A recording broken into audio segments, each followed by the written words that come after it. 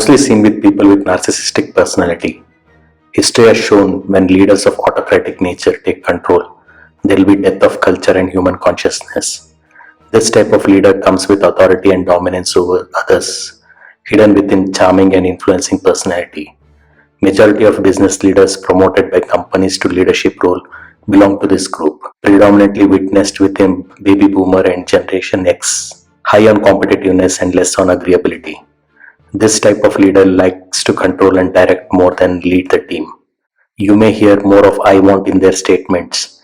Ambitious to achieve larger goals, autocratic style of leadership creates more of S masters in the organization than any other style. This style of leadership is opposite of democratic style. People, their opinions and ideas are of little importance to this leader. Autocratic leaders can also be called as jerks, as they would get the company results but at the cost of talented people moving out. This could potentially spoil the culture and values upon which the founders built the company. But if the founder is an autocratic by nature, there is no saving for the company in the long run. The culture of an organization can translate into agreeable, conformist people having Stockholm syndrome. Openness to suggestions, criticism is what you can't have with these leaders. Most of the autocratic leaders are micromanagers and suspicious of people and their intentions. They not only bring the self-esteem and moral down, they could potentially cause health issues for those working under them. Their aggressive communication styles combined with controlling nature and godlike behavior can be harmful. Autocratic leaders are narcissists of first order. Autocratic leaders come from all the four types of narcissist I have discussed in my videos on this channel. They love to be the center of the world, seeking attention, but most importantly dominating and controlling their business partners and employees. Highly competitive by nature. They do not believe in the idea of losing. They play the position card very well by choosing positions where they could win. They never put themselves in a position where they are minority. The most glaring part of their story is that an autocratic leader is never trainable. They may not even try to learn new things. A large percentage of autocratic leaders believe that they know it all, and you can never share them anything which they don't know. This goes with the fact that learning and transformation is not in their dictionary. I have personally witnessed many autocratic leaders who despite having average skills and talent, made it to the top because of their aggressive behavior and aggressive communication style. They are assumed to be a great leader because of their ability to control people and communicate effectively, which makes the management hire them and give them leadership roles, without understanding a leader is one who leads the men and not controls them. They look for power positions that help them dominate people. Low emotional intelligence combined with low empathy make them the perfect narcissist. Autocratic leaders' personality might be shaped by their parents who could have turned the narcissist side in them, or their own struggles could have turned them less empathic and more competitive and controlling by nature. The genesis of every behavior is in the upbringing of a person, which is hidden with the specific events in their life, where you can find the genesis of their true nature. Parents who make their kids grow up in a competitive environment with other siblings, pitting each other, comparing each other's talent and capabilities, can potentially turn one of the kids a narcissist and the other into one with a low self-esteem. As narcissist parents can potentially make one of their child a golden child and the other forbidden one, the golden child can turn out to be a narcissist. So when should management bring this type of leaders?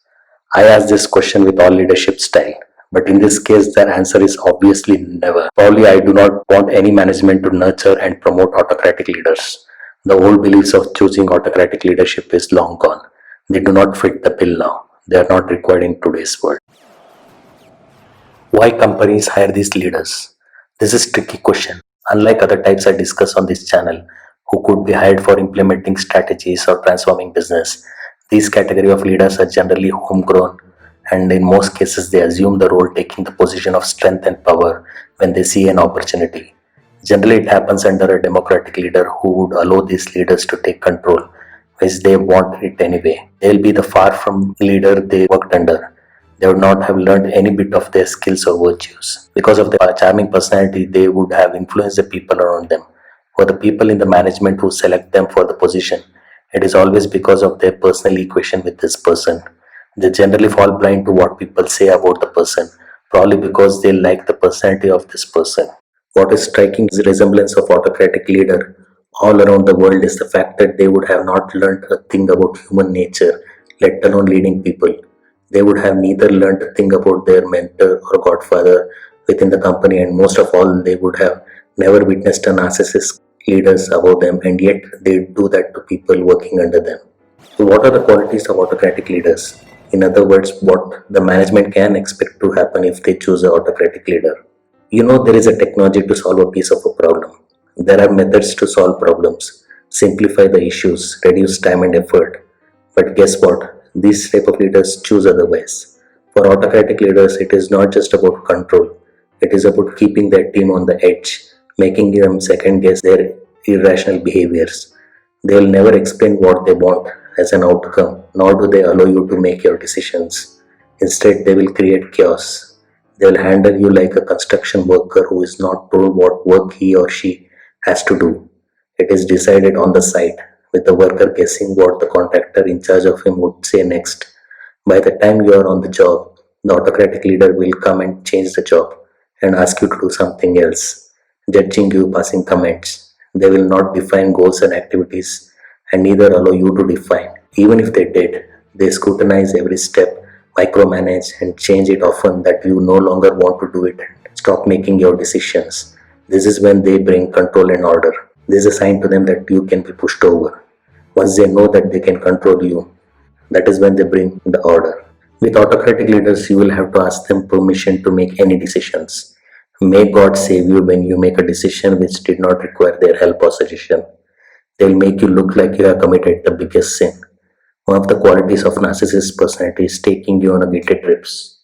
Oh, you want to think you can do it? Now you don't need any suggestions from me. You have become the master. Mike, come over here. John will be your boss from now on. Guilty trips. Bringing people down. Humiliations are part of the game. They play it smart. What they do not admit is they are insecure. What would be a simple approval from any other type of leader will look like a mammoth task under this leader.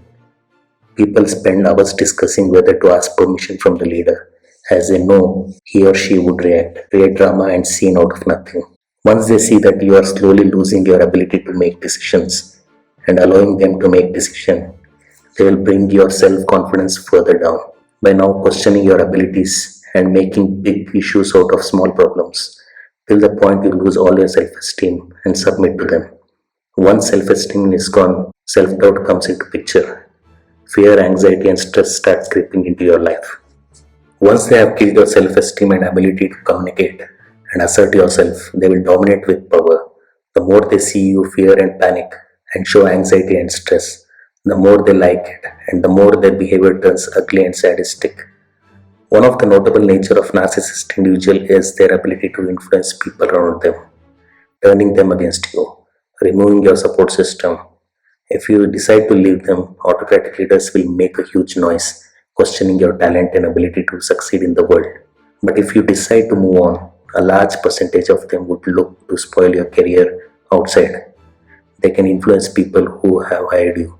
They can go to an extent of spying and sabotaging your reputation outside so that you have no other option but to go back to them. This is the last stage, and before this happens, it is always advisable to detect their nature early and get out, even if it is a high paying job. They are consumed by the desire to control and dominate, which is the result of their insecurities and jealous nature. This translates into the culture of the organization.